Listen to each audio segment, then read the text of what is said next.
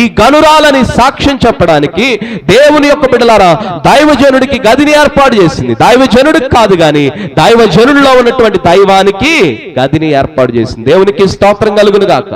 అనేక సార్లు మన సొంత కార్యాల్లో, మన సొంత వాటిల్లో మనకు నచ్చినట్లు ఉండేటువంటి వాటిని ఏర్పాటు చేసుకుంటూ ఉంటాం. అది కాదు భక్తి. దేవుని చిత్తానుసారమైనది, దేవుని వాక్యానుసారమైనటువంటి దాని ప్రకారం చేయగలిగితే షూనేమీరాలు అదే చేస్తుంది. మొదట ఆమె యొక్క దృష్టి దేని మీద ఉంది? దేవుని రాజ్యం మీదను దేవుని యొక్క నీతి మీద ఉంది. ఎవరు గది కడతారంటే, ఎవరు యేసయ్యకు నివాసం ఇస్తారంటే, ఎవరు హృదయంలో చోటిస్తారంటే, ఎవరు వారింట్లో చోటిస్తారంటే దేవునికి, దైవజనునికి దేవుని రాజ్యాన్ని, దేవుని యొక్క నీతిని వెదికేవారు వారికి చోటు ఇస్తారు. నీ జీవితంలో ఎవరికి చోటు ఇస్తున్నావు? అసలు చోటు ఉందా యేసయ్యకి? దైవజనుడిని తీసి పక్కన పెట్టండి. యేసయ్యకి చోటుందా? ప్రభువుకి చోటుందా? కనీసం అట్లీస్ట్ మనకి టీవీకి ఇచ్చిన చోటన్న యేసయ్యకి ఇస్తున్నావా? కనీసం ధనానికి ఇచ్చిన చోటైన యేసయ్యకి ఇస్తున్నావా? అధికారానికి ఇచ్చిన చోటైన యేసయ్యకి ఇస్తున్నావా? బంధువుకి ఇచ్చినటువంటి, రక్త సంబంధానికి ఇచ్చినటువంటి, బలగానికి ఇచ్చినటువంటి, పదవులకి ఇచ్చినటువంటి, అవునా, ఈ లోక సంబంధమైనటువంటి వాటికి ఇచ్చినట్లుగా గదుల్ని యేసయ్యకి ఇవ్వగలుగుతున్నావా? అంత స్పేస్ ఉందా నీలో? దేవునికి స్తోత్రం, హల్లెలూయా. కాబట్టి ఈ సమయమందు మొదట ఏం చేసిందండి? దేవుని నీతిని, దేవుని రాజ్యాన్ని వెతికే మనసు ఎవరిలో ఉంది? షూనేమీరాల్లో ఉంది. తర్వాత చూద్దాం కొలస్సీ పత్రిక 3వ అధ్యాయము దేవుని యొక్క బిడ్డలారా 1:3 చూద్దామా. దేవుని యొక్క బిడ్డలారా క్రీస్తు కొరకు లేపబడిన వారైతే అని ఉంటుంది. ఏముంటుందండి? క్రీస్తు కొరకు లేపబడిన వారు. కాబట్టి ఈమె ఎవరి కొరకు లేపబడింది? ఊర్లో చాలా మంది ఉన్నారు. ఏ ఊర్లో? షూనేమి అనే పట్టణంలో చాలా మంది ఉన్నారు. కానీ ఒక్కడికి ఎవరి మీద మనసుంది? దైవజనుడిని చేర్చుకోవాలి, భోజనం పెట్టాలి, సహాయం చేయాలనే మనసు ఒక్కడికే ఉంది. ఒక్కదానికే ఉంది. ఊర్లో చాలా మందికి లేనటువంటి భక్తి ఈమెలో ఉంది. అందుకే దేవుడు ఏమని రాయించాడంటే గనురాలని రాయించాడు. కాబట్టి ఈమె ఏం చేస్తుంది? దేవుని కొరకు లేపబడినదై ఉన్నది. ఏమైందండి? నీ జీవితంలో నుంచి, నీ పాపపు జీవితంలో నుంచి, లోకములో నుంచి దేవుని కొరకు, దేవుడు నాలో ఉండాలని దేవుని రాజ్యాన్ని వెదుగుతూ దేవుని కొరకు లేపబడిన వ్యక్తి ఏం చేస్తాడంటే దేవుణ్ణి, దైవ సంబంధమైనటువంటి వాటిని ఇచ్చుకుంటాడు. అందుకే లేపబడిన వారైతే మీరు పైనున్న వాటిని వెదకండి అని కొలస్సీ పత్రికలో రాస్తూ ఉన్నాడు పౌలు గారు. కాబట్టి ఈ సమయమందు రెండవ లక్షణం ఏంటి? ఆమె దేవుని రాజ్యాన్ని వెతికింది. మూడవది, ఆమె దేవుని యొక్క బిడ్డలారా ఏం చేస్తా ఉంది? లేపబడినదే, అంటే లోకములో నుంచి వేరు చేయబడినదై. అవునా? అలాగే దేవుని యొక్క బిడ్డలారా పైనున్న వాటిని వెతికేటువంటి వ్యక్తిగా షూనేమీరాలు ఇక్కడ కనబడతా ఉంది. అందుకే ఆమె ఇంట్లో ఎవరికి చోటు ఉంది? ఆమె ఇంట్లో దేవునికి చోటు ఉంది. దైవజనుడి పక్కన పెట్టి ఎవరికి చోటు? దేవునికి చోటు. దేవునికి స్తోత్రం కలుగును గాక. నీ జీవితంలో, నా జీవితంలో కూడా ఆ రీతిగా నీవు లేపబడిన వాడవైతే, క్రీస్తు రక్తంలో పునరుత్థాన శక్తితో క్రీస్తు నమ్మిన వాడవై, పునరుత్థాన శక్తిని పొందిన వాడవైతే నువ్వు ఎవరికి రూమ్ ఇస్తావు? ఎవరికి గదినిస్తావు? దేవునికి గదిని ఇస్తావు. దేవునికి స్తోత్రం కలుగును గాక. దేవునికి గదినిస్తే ఎవరెవరికి గదినివ్వాలో అర్థం అవుతుంది. దేవునికి గదే లేదనుకోండి, అవునా, అసలు ఆ గదే నీ జీవితంలో లేనప్పుడు నువ్వు ఉండడానికి కూడా కష్టం అయిపోతుంది. దేవునికి స్తోత్రం. తర్వాత చూడండి, మరి యోహాను సువార్త 15వ అధ్యాయంలో 4-5 వచనాలు చూస్తే ఆయనతో అంటు కట్టబడిన వారు ఎవరితో ఉండాలని కోరుకుంటుంది షూనేమీరాలు? చెప్పాలండి, ఎవరితో అంటు కట్టబడాలని?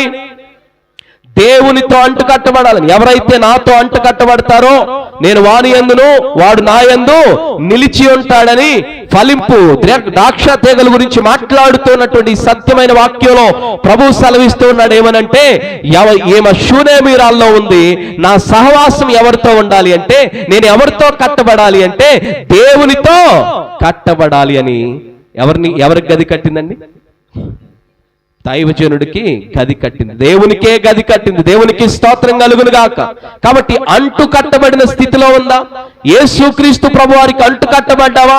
అంటు కట్టబడిన వారు ఏం చేస్తారు తెలుసా? గదిని దేవుని కొరకు కడతారు. తర్వాత యోహాను సువార్త 16:33లో ఆయనతో శ్రమలో కూడా నిలబడేవాడు దేవుని యొక్క బిడ్డలు ఎవరేమనుకున్నా పర్లేదు, దేవుని పరంగా దైవభక్తి కలిగినటువంటి దేవుని సంబంధమైనటువంటి వాటిని నా ఇంట్లో స్థానం ఇస్తాను అని చెప్పేసి గదిని ఏర్పాటు చేసింది.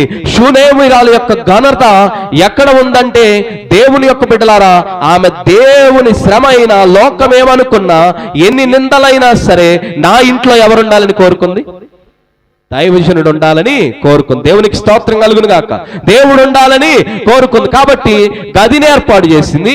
గదిలో మళ్ళీ ఆయన ఉండడం కోసం ఏం చేసింది? సేద తీరటం కోసం ఏం చేసింది? మంచాన్ని ఏర్పాటు చేసింది. మంచము దేవుని యొక్క బిడ్డలారా దేనికి సాదృశ్యమో తెలుసా? నువ్వు గదిని ఉంచితేనేమో అతిథి నా దగ్గర ఉండొచ్చు అనే సింబల్ ఇస్తున్నావు. రెండోది మంచం ఏంటంటే ఇక్కడ నువ్వు చక్కగా సేద తీరొచ్చు, లోతైనటువంటి స్థానాన్ని ఇస్తుంది. ఇంకా డీప్ రిలేషన్షిప్ ను చూపిస్తుంది. ఎవరి కోసం? దేవుని కోసం, దేవుని యొక్క దైవజనుడితో. అలాగే దేవుని యొక్క బిడ్డలారా గది మంచం తర్వాత ఏం ఏర్పాటు చేసింది? బల్లని ఏర్పాటు చేసింది. బల్ల దేనికి సాదృశ్యం అంటే సహవాసానికి సాదృశ్యం. బల్ల మీద ఏం చేస్తాం? డైనింగ్ టేబుల్ మీద అందరం కూర్చొని ఏం చేస్తాం? భోజనం చేస్తాం. అందరం టేబుల్ ఏర్పాటు చేసి డైనింగ్ టేబుల్ అని ఏర్పాటు చేసింది. ఎందుకంటే కుటుంబం అంతా కలిసి కూర్చొని భోజనం చేయాలి. అవునా? ఈరోజు కలిసి కూర్చొని భోజనం చేసే కుటుంబాలు తక్కువ. దేవునికి స్తోత్రం. ఎవరి టైంలో వాళ్ళు వచ్చి హాస్టల్ లాగా భోజనం చేసి వెళ్ళిపోవటాలు ఎక్కువైపోయినాయి. కాబట్టి ఈ సమయం అందు బల్లని ఏర్పాటు చేసింది. కాబట్టి మీతో మాకేముండాలి? సహవాసం ఉండాలి అని సహవాసాన్ని ఏర్పాటు చేసుకుంది. తర్వాత ఏమి ఏర్పాటు చేసుకుంది? దేవుని యొక్క బిడ్డల దీపస్తంభాన్ని ఏర్పాటు చేసింది. అంటే నా సహవాసం ఎప్పుడూ కూడా వెలుగుతూ ఉండాలి. ఏముండాలి? వెలుగుతూ ఉండాలి. కాబట్టి సమయమందు ఈమె ఎంతకంటే మీరు వాక్యాన్ని చదువుకోండి. ముగిస్తూ ఉన్నాను, బల్లారాధన ఉంది కాబట్టి. దేవుని యొక్క బిడ్డలారా దేవుని యొక్క సన్నిధిలో ఇంతకంటే ఇంక ఈమె చేసింది లేదు. ఆయన భోజనానికి ఆహ్వానించింది. అవునా? అలాగే వచ్చినప్పుడల్లా ఆమె ఇంట్లోనే భోజనానికి ఆహ్వానించింది. అలాగే దేవుని యొక్క బిడ్డలారా ఆయన కోసం మేడ మీద గది కట్టింది. ఆ మేడ మీద గదిలో మంచం ఉంచింది, బల్లను ఉంచింది. అలాగే ఇంకా ఏం చేసింది? దీపస్తంభం ఉంచింది. ఈ యొక్క నాలుగిటిని ఏర్పాటు చేసి ఆయన దైవజనుడు సేద తీరతాడనేటువంటి విషయాలు ఈ నాలుగే చేసింది. కానీ అద్భుతమైనటువంటి ఆశ్చర్య కార్యం ఒకటి ఆమె జీవితంలో జరిగింది. ఏంటంటే ఇన్ని చేస్తా ఉంటే, ఇన్ని ఆలోచన చేస్తా ఉంటే దైవజనుడికి ఒక ఆలోచన వచ్చింది. దేవునికి స్తోత్రం. దేవుని యొక్క సన్నిధిలో దైవ భక్తిని, దైవత్వాన్ని కోరుకొని నువ్వేదైనా చేయగలిగితే నీ అవసరత ఏంటో దేవుడు చూస్తాడు.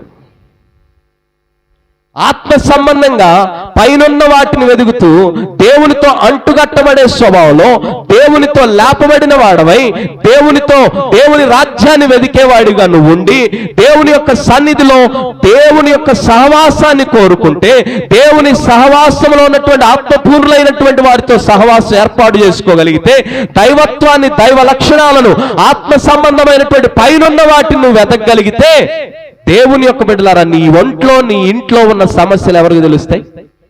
దేవుడికి ఆల్రెడీ తెలుసు, నువ్వు చేయకపోయినా తెలుసు. కానీ ఇవి చేయటం వల్ల నువ్వు అడగక ముందు ఆయన ఏం చేస్తాడు? అడగక ముందే ఆయన నీకు సహాయం చేస్తాడు. అవునా? మీ మనసులో ఉన్నటువంటి మనవులన్నీ ఎక్కడ నెరవేరిపోయినాయి? నా మనసులో ఎప్పుడో నెరవేరిపోయినాయి. మీ జీవితం అంతా ఎక్కడుంది? నా గ్రంథంలో ఉందంటున్నాడు. కాబట్టి ఆయనకు తెలిసినప్పుడు ఆయన మనకు గొప్ప కార్యం చేసి పెట్టాలి అంటే ముందు మనము ఆయన కోరుకునే వారంగా ఉండాలి. ఆయన దైవ సంబంధంగా, ఆత్మ సంబంధంగా, వాక్య సంబంధంగా, ప్రార్థనాపూర్వకంగా దేవుని చేర్చుకునే విధంగాను, అలాగే దైవజనులను, ఆత్మపూర్ణులైనటువంటి వారిని, దైవ భక్తి కలిగినటువంటి వారిని చేర్చుకునే విధంగా ఉంటే గనుక షూనేమీరాలు మామూలు షూనేమీరాలు కాదు. ఆమె కనురాలైంది. ఎందుకో తెలుసా? దేవునితో సహవాసాన్ని కోరుకుంది. దేవునికి స్తోత్రం కలుగును గాక.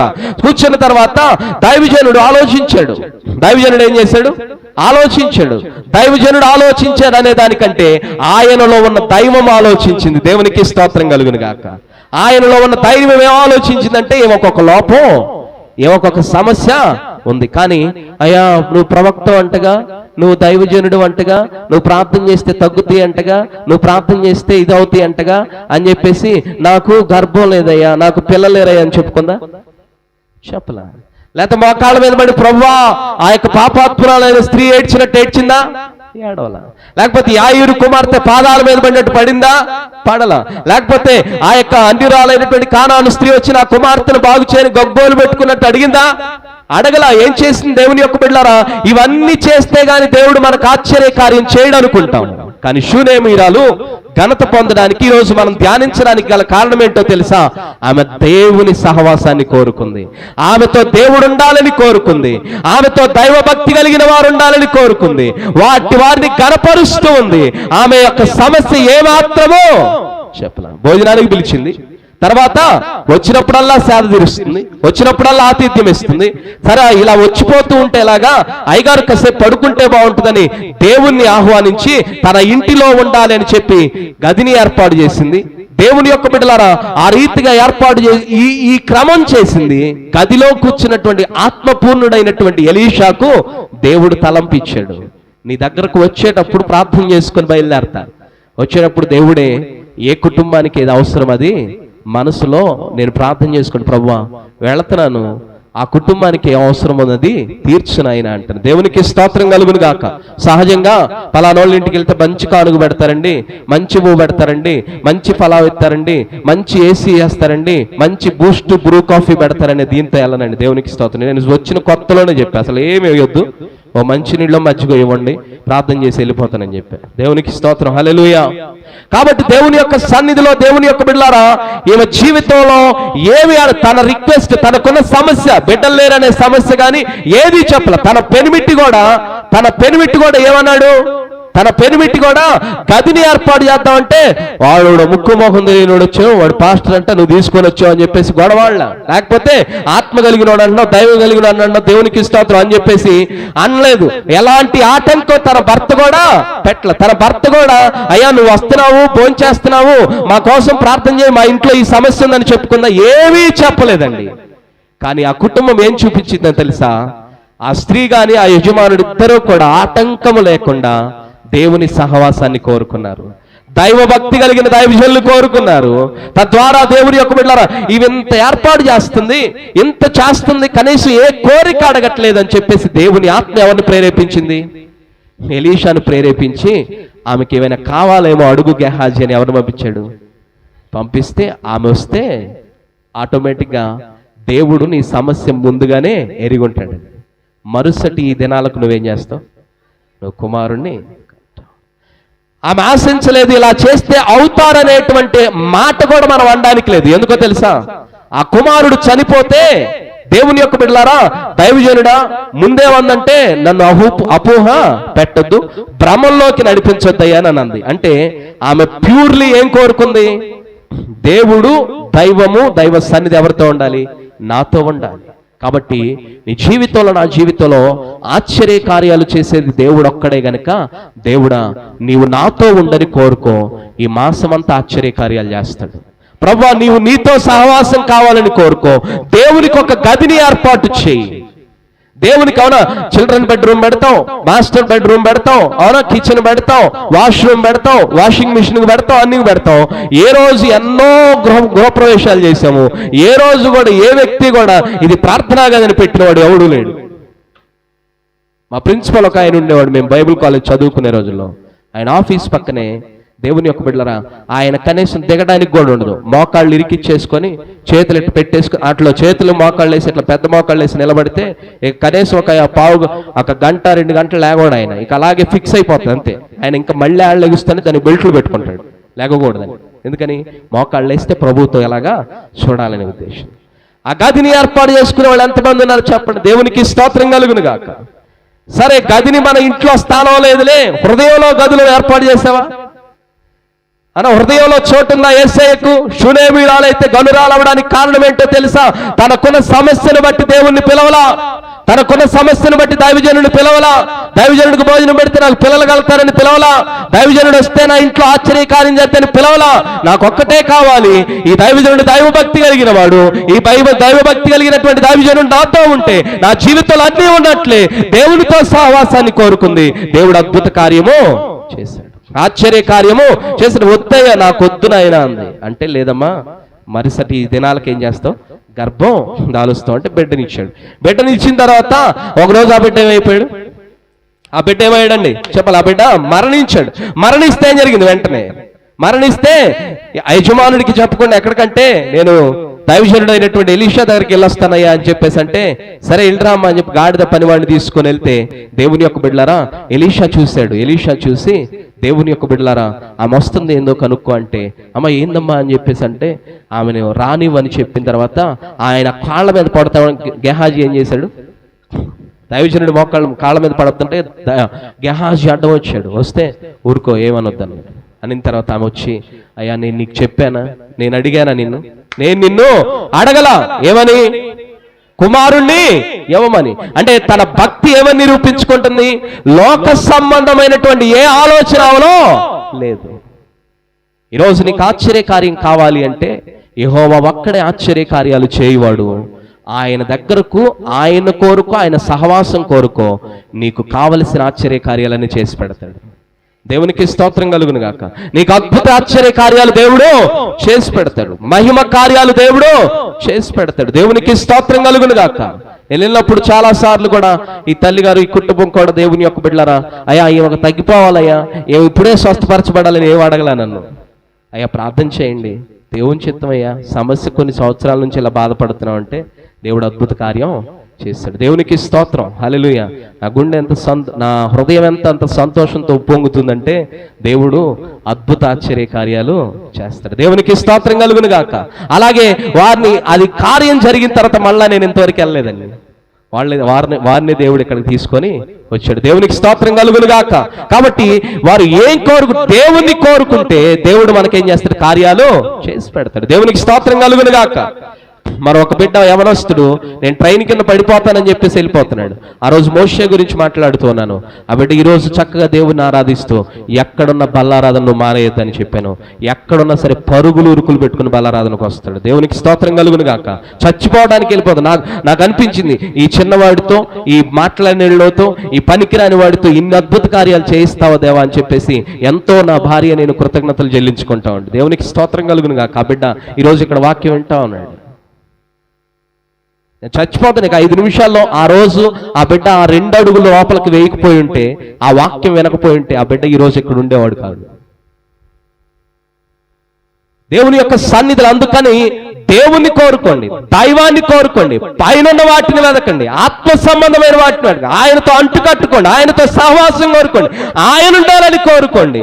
ఆయన ఉండాలని కోరుకుంటూ ఆయన పరంగా ఉండే దైవజనుడిని చూడగలిగితే దేవుడు నీకు అద్భుతాలు చేస్తాడు. వెళ్ళి దండం పెడుతుంది. ఏమని? అయ్యా నేను అడిగానా? నేను నిన్ను అడగలేదుగా. ఎవరినిమని? కుమారుణ్ణివని నేను నిన్ను అడగలే. ఎంత పని చేసావయ్యా అంటే, గెహాజీకి కర్ర ఇచ్చిపోయి ప్రార్థన చేసిరా పోరా అంటే అబ్బాయికి కార్యం. వీడి మనసు అంతాడా? అవునా? వీడి మనసు అంతా డబ్బుల మీదే. అవునా? నయమాలు వచ్చినప్పుడు కూడా అడగ పరిగెత్తాడు. మధ్యలో ఎవడికి నమస్కారం పెట్టకుండా వెళ్ళరా అంటే మధ్యలో ఏదో చేసి ఉంటాడు, రాయలేదు కానీ మధ్యలో ఎవడికి ఏమంటాడు? సలాం కొట్టుంటాడు. ఆడికి వెళ్ళేసరికి ఎలీషా ఇచ్చిన కర్ర పని చేయాల. కానీ ఎలీషాని లేచి పదమ్మ వస్తున్నానని చెప్పేసి, అక్కడ కూడా నువ్వు వచ్చి నా బిడ్డను స్వస్థపరిచయ్యా అనలా. చచ్చిపోయాడయ్యా అని దండం పెట్టింది, ఏడ్చింది. ఈ బాధ నాకెందుకు కలుగు చేసి, లేకుండా ఉంటే నాకు బాగుంటుందిగా. అందుకని లోక సంబంధమైనటువంటి ఆలోచన ఆశతో దేవుని దగ్గరకు రావద్దు. దేవుని దగ్గరకు వస్తే ఆత్మ సంబంధంగా రా. నీ లోక సంబంధమైన వాటన్నిటిని దేవుడు ఇస్తాడు. దేవునికి స్తోత్రం కలుగును గాక. దేవునికి స్తోత్రం కలుగును గాక. డబ్బులు లేవండి, ఎలా చేద్దామండి పండగలు ఇవన్నీ అని చెప్పేసి మాట్లాడుకుంటూ ప్రెసిడెంట్ గారు అడిగినప్పుడు అన్ని మాట్లాడుకున్న తర్వాత దేవుడు ఏదో చేస్తాడులే అంటే, ఆయన పని ఆయనే చేసుకుంటాడండి, మనకెందుకు అనుకుంటూ వెళ్ళిపోయాడు ఆయన. దేవునికి స్తోత్రం, హల్లెలూయా.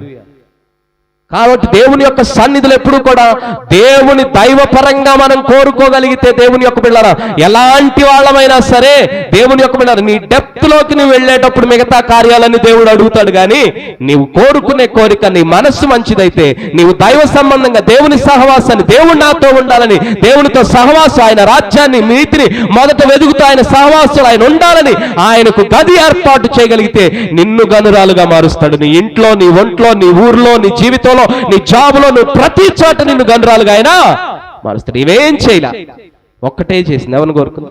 వచ్చిన దైవజనుడికి భోజనం పెట్టి, అవునా, గది ఇచ్చి మేలు చేసి ఒకటే పెట్టుకున్నాడు. అమ్మా వెళ్ళాడు దైవజనుడు, 2 సార్లు ఆయన ఆ పిల్లోడి మీద పడుకున్నాడు. వెట్టకలిగా బిడ్డ మరలా తిరిగి లేచాడు. దేవునికి స్తోత్రం కలుగును గాక.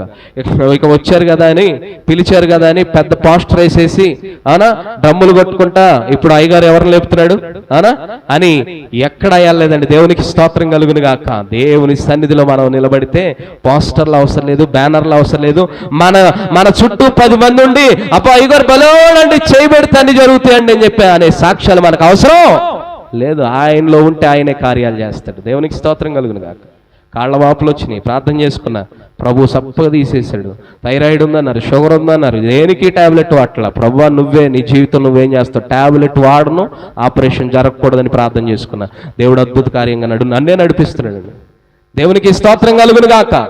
కాబట్టి దేవుని యొక్క సన్నిధిలో దేవుని కోరుకొని కావలసినవని దేవుడు ఇస్తాడు. షూనేమీరాల్లో అద్భుతం జరగడానికి గల కారణం ఏంటో తెలుసా? ఆమె కోరుకోలేదండి, కేవలం దేవుణ్ణి కోరుకుంది. ఆత్మపూర్ణులైన దైవజనుల సహవాసాన్ని కోరుకుంది. వారికి గదిని ఏర్పాటు చేసింది. అద్భుతంగా ఆశ్చర్యకరంగా బిడ్డ ఇచ్చాడు. బిడ్డ చనిపోతే మరలా బిడ్డను దేవుడు బ్రతికించాడు. ఆమెకు ఒక సంతోషకరమైన జీవితాన్ని దేవుడు ఇచ్చాడు. అంతేగాని నీ కోణాల్లో నువ్వు చూసుకుంటా ఇది అట్ట కాదు, అది అట్ట కాదు, మాకు శాస్త్రం తెలుసు, గ్రంథం తెలుసు అనుకుంటా కూర్చున్నావు అనుకోండి, నీకున్న తెలిసినవి కూడా తీసేస్తాడు దేవుడు. జాగ్రత్త. అందుకని దేవుని యొక్క సన్నిధిలో ఎవరిని కోరుకుంటావు? ఎవరిని కోరుకుంటావు? దేవుణ్ణి కోరుకో. వేటిని వెతుకుతావు? పైన వాటిని వెతుకో. ఎవరితో అంటు కట్టబడతావు? దేవునితో అంటు కట్టబడు. ఇవన్నీ చేస్తూ ఎవరికి గదిస్తావు? ఇవన్నీ చేస్తే నాలో నువ్వుండు ప్రభువాను. షూనేమీరాలు గనురాలైంది. నీ జీవితంలో నువ్వు కూడా ఏం పొందుకుంటావు? ఘనతను పొందుకుంటావు. అట్టి దీవెన దేవుడు మనకు అనుగ్రహించును గాక. ఆమేన్. దేవుని నామానికి మహిమ కలుగును గాక. ఈ సమయమందు దేవుని యొక్క బిడ్డలారా, మరి అక్కిదాస్ నిర్మలా గారు మరి పాస్టర్ గారికి మరి 10,000 రూపాయలు కానుక ఇచ్చినారు. దేవుడు వారిని వారి కుటుంబాన్ని దీవించును గాక. గోన హరిప్రసాద్ గారి కుటుంబం పాస్టర్ గారికి మరి కానుక ఇచ్చినారు. దేవుడు వారిని వారి కుటుంబాన్ని దీవించును గాక. అలాగే పసుమర్తి సుశీల గారు పాస్టర్ గారికి అయ్యా సంఘానికి ఇచ్చినారు. దేవుడు వారిని వారి కుటుంబాన్ని దీవించును గాక. అలాగే అత్తోట ప్రశస్త, అత్తోట శ్రేయన్ జాయ్ సంఘమునకు ఇచ్చినారు. దేవుడు వారిని వారి కుటుంబాలను దీవించును గాక. అలాగే ఈ సమయమందు గోన హరిప్రసాద్ సుందరి గారుల పెద్ద కుమారుడు గోన సంతోష్ కుమార్ ఐఐటి చెన్నైలో మరి ఏరోస్పేస్ ఇంజనీరింగ్ నందు గ్రాడ్యుయేషన్ పూర్తి చేసుకొని దేవుని యొక్క మహాకృపను బట్టి సాఫ్ట్వేర్ డెవలపర్గా మదురైలో జాబ్ పొందుకోవడానికి దేవుడు సహాయం చేశాడు. మరి దేవునికి కృతజ్ఞతాస్తుతులు చెల్లిస్తూ వారు కృతజ్ఞతాపూర్వకంగా పలహారాన్ని ఏర్పాటు చేసి ఉన్నారు. దేవుడు ఆ బిడ్డలను దీవించునుగాక.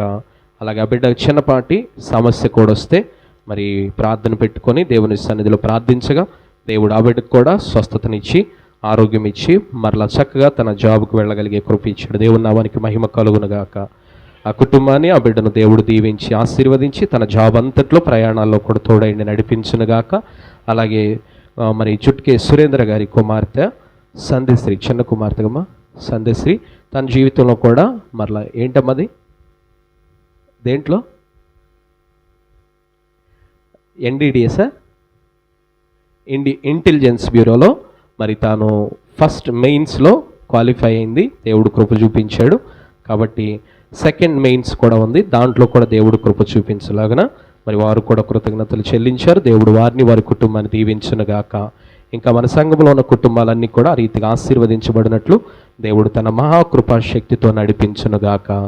ఈ సమయమందు మరి దేవుని యొక్క బిడ్డలారా, ఈ దినం మనకు ప్రేమ విందుని ఏర్పాటు చేసిన కుటుంబము మరి గుంటూరు బాబులు గారు, సుందరి గారు.